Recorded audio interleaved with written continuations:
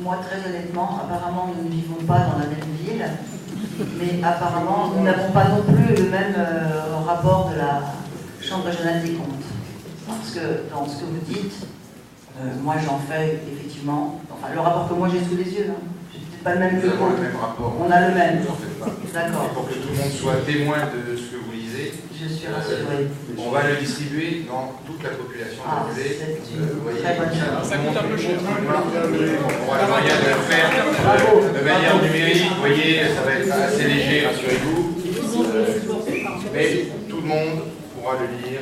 Ce sera fini. D'accord. Comme il y a quand même beaucoup de promesses que vous n'avez pas tenues, je vais moi du coup ce soir lire quelques passages. Comme ça au moins tout le monde l'entendra. Voilà. Et j'ai quand même envie de dire que franchement quand j'ai étudié ce rapport, je me suis souvenu de toutes les fois où vous m'aviez traité de menteuse, parce que je pourrais les compter, j'imagine. Je crois que c'est mieux si vous ne changez rien. Et finalement, je me suis quand même assez bien retrouvée dans ce rapport de la Chambre régionale des comptes. Alors, je vais faire quelques petites citations du coup. Hein. Je peux même vous donner les pages pour ceux qui sont autour de la table et qui n'auraient pas ouvert le rapport. En page 13, le rapport dit sur la fiabilité des comptes. La Chambre considère que la comptabilité de la commune présentait en juin 2011 plusieurs lacunes ou dysfonctionnements qui altéraient la fiabilité de l'information en matière de résultats financiers et de connaissance du patrimoine. Voilà. Concernant la situation financière, l'évolution des ratios financiers révèle une dégradation certaine de la situation financière de Bagnolet. Il se situe, ces ratios, fréquemment en limite, voire au-delà des seuils d'alerte.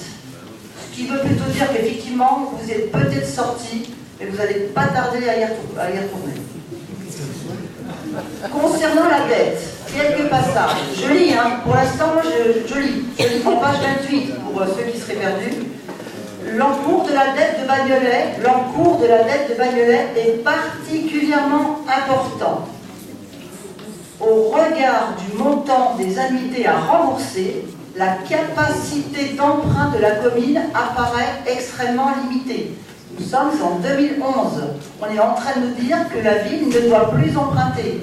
Je vous rappelle qu'il y a un magnifique hôtel de ville qui est en train de se construire. On se demande bien avec quel argent vous allez le financer. En conclusion, sur les perspectives d'évolution des finances locales, je lis toujours, hein. Le comptable a été confronté à plusieurs reprises à d'importantes difficultés de trésorerie. Les emprunts relais ne sont pas une réponse satisfaisante à cette difficulté. J'ai un peu le souvenir qu'on l'avait déjà dit ça.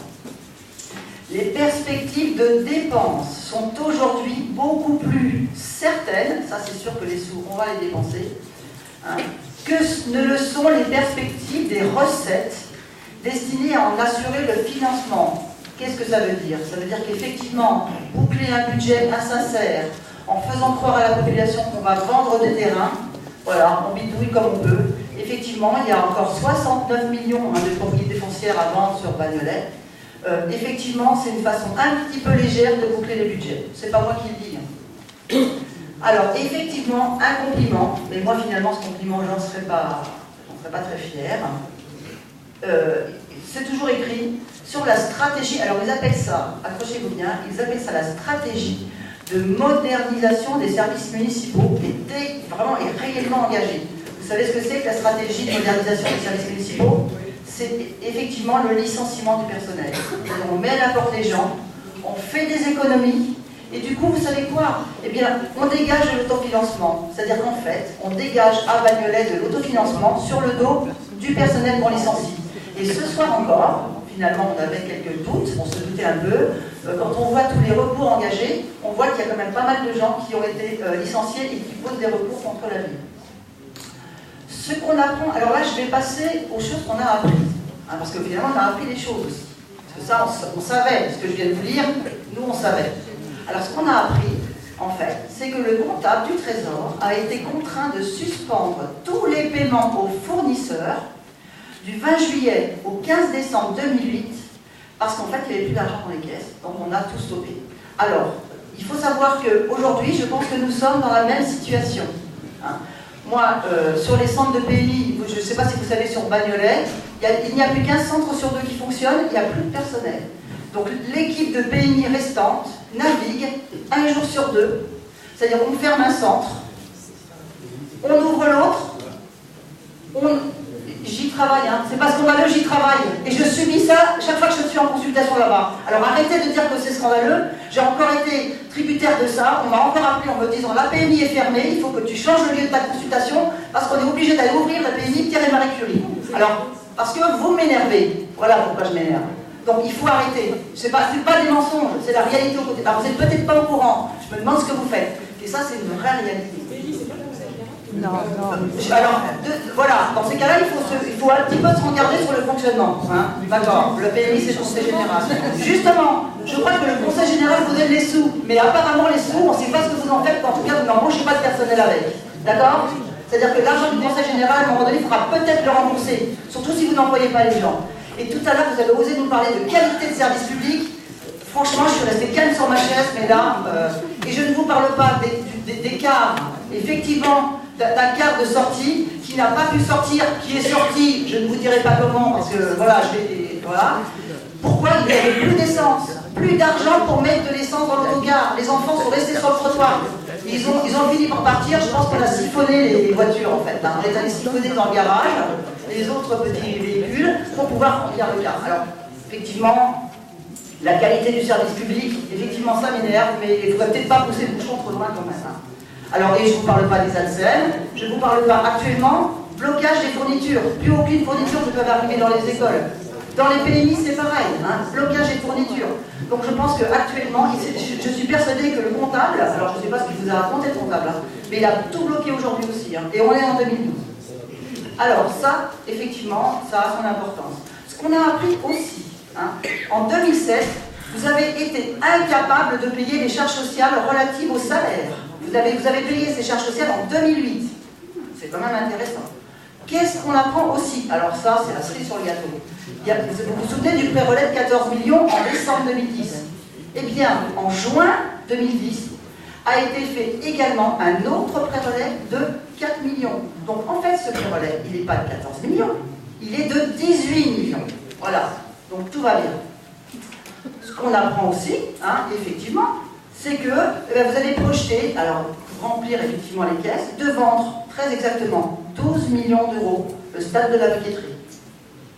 C'est clair, c'est écrit.